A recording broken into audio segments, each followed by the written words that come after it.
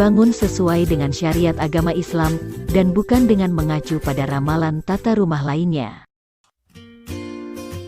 Berikut ini ulasan tentang arah pembangunan sebuah rumah dalam Islam, simak ulasannya. 1. Menghadap kiblat atau arah salat. Sebuah rumah yang baik, sebaiknya menghadap kiblat atau arah sholat. Hal ini agar orang-orang yang tinggal di dalamnya, maupun tamu yang berkunjung ke rumahnya dapat mengetahui arah kiblat dengan benar. Selain itu, arah rumah yang menghadap kiblat, sebaiknya tidak memiliki WC atau toilet yang juga menghadap kiblat. Karena hal itu tidak baik menurut Islam. Selain hal tersebut, ada beberapa hal lain juga bisa menjadi pertimbangan dalam membangun sebuah rumah hunian sesuai ajaran Islam.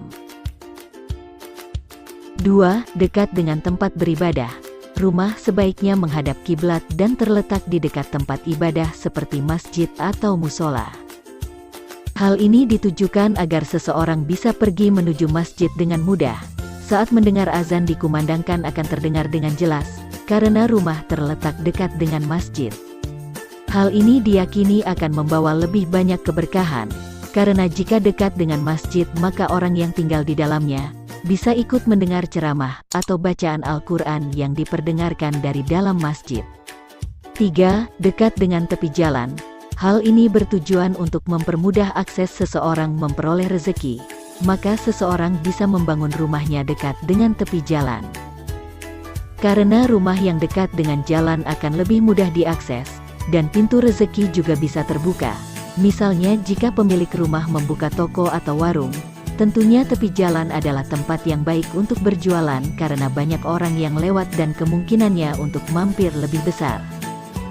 4. Dibangun di lingkungan yang baik dan bersih.